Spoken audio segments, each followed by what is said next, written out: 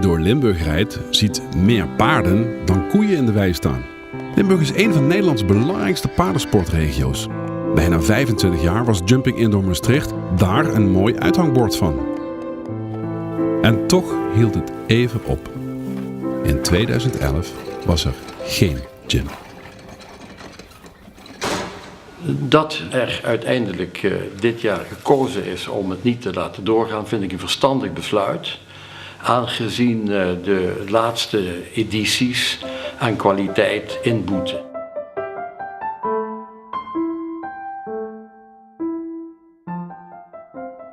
Ik ben ervan overtuigd dat de accommodatie, het MEC en de stad Maastricht en Nederland als paardenland en de hele omgeving, de Euregio die eromheen ligt, dat het absoluut heel groot belang is dat het gym weer terug zou komen. Uitslag van deze wereldbekerdressuur. 1 Ankie van Gunsven in 77,49. 2. En terugkomen doet het. 2011 was niet het einde van de gym.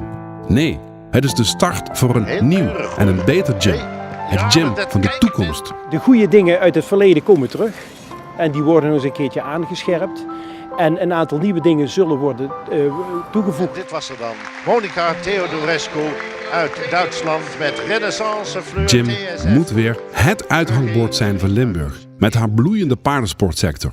Want die verbintenis was er al vanaf het eerste prille begin van Gym.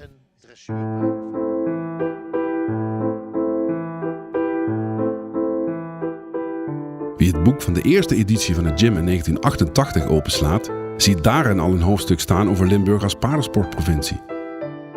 Toen al. Dat hoofdstuk is een heel groot hoofdstuk geworden. Met vette hoofdletters.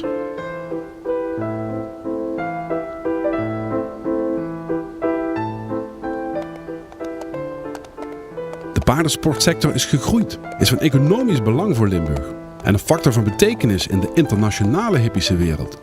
Die wereld weet Limburg te vinden. Wij leven voor 80-90% van internationale business. Onze afzetmarkt is Amerika, is Zuid-Afrika, is Mexico, Azerbeidzjan, dus de meest rare landen in de wereld. Ik zeg iedere dag tegen mensen die kennis hebben, hebben macht. Dat is maar één ding in de hele wereld, als je over computers praat, over paarden. Kennis is macht. Daar komen mensen naartoe. En het is belangrijk dat we zelf ook die kennis uitdragen. Dat we laten zien wat we in Limburg hebben. De Limburgse paardensportsector is een miljoeneneconomie waar honderden bedrijven actief zijn. Van topfokkers, topcoaches, dierenartsen, voederbedrijven, maneges, embryonale onderzoekers tot en met topruiters. De paardensportsector zit niet stil. Ambities gaan verder. Innovaties nemen toe. En ook de provincie zit niet stil. Zo is er nu een paardensportplan om de sector te versterken. En er is de ambitie om bij een toewijzing van de Olympische Spelen van 2028 aan Nederland alle hippische disciplines in Limburg te laten plaatsvinden. Een impuls die door de paardensportsector wordt opgepakt en waar andere economische sectoren ook volop van kunnen profiteren. Hoort daar niet ook een breed gedragen topevenement bij? Een breed bezocht topevenement. Een evenement met kwaliteit.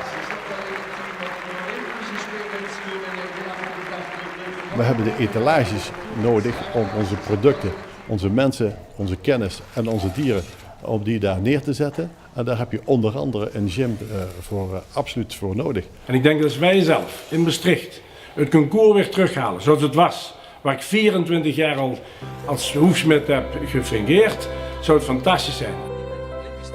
Het was een evenement waar ik mensen graag voor uitnodigde en waar ze met plezier en met trots een evenement liet zien van hoogste kwaliteit. Dus dat is voor mij absoluut een must dat het eigenlijk hier terugkomt. 39-25 en daarmee wint Vincent Voren de grote prijs van Maastricht. Gym moet dus weer een kwaliteitsevenement worden. Daar heb je wel de juiste organisatie voor nodig. Een kwalitatieve organisatie. De kwaliteit van je concoursorganisator, ja, die staat ook borg voor de kwaliteit van het evenement. En ik kan u in ieder geval garanderen dat dat toppers zijn. Frank Kemperman en Marcel Hunze staan garant voor die kwaliteit. De een is dé autoriteit op het gebied van paardensportevenementen, onder andere het Gio in Aken. De ander organiseert het tennistoernooi van Rosmalen en de Indoor Brabant. Ja, het is een uitdaging. We gaan echt proberen daar iets heel groots van te maken weer. Als je dat samen optelt, dan wordt die ervaring natuurlijk nog veel groter. Ik weet zeker dat dit een aanleiding zal zijn om van Jim weer een van de toonaangevende evenementen op het gebied van de paardensport te worden.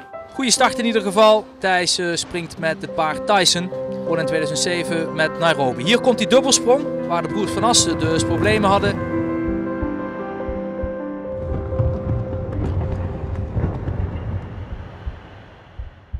Nou, ik denk dat Jim is gewoon echt een van de mooiste evenementen. Er is een hele goede sfeer. En het is gewoon geweldig om daar de ring in te rijden. En het publiek dat je aanmoedigt. Het is gewoon geweldig. Dat was eigenlijk alles wat wij als ruiters zijn zoeken. Het publiek, alles. Ik denk ook, genomineerd is een van de beste indoor concoursen van het jaar. Dus voor ons was dat echt een topconcours. En zeker omdat we Limburgers zijn. Hè. Hey, ja, maar kijk, en die triomf. En Jeroen die zit te lachen. Van ja, dat kan ik ook. Nou, beste paardenliefhebbers en sponsoren. Hierbij wil ik jullie vragen om zo'n speciaal evenement als het Jim te ondersteunen. Natuurlijk voor ons om super te kunnen presteren en jullie te entertainen. Ik zou zeggen, niet alleen Limburgs, maar iedereen indoor Maastricht was en wordt hopelijk weer een topconcours. Want dat was voor iedereen nodig en voor iedereen wie het ook is, publiek, mens, dier. Het was gewoon een top evenement en door terug te komen.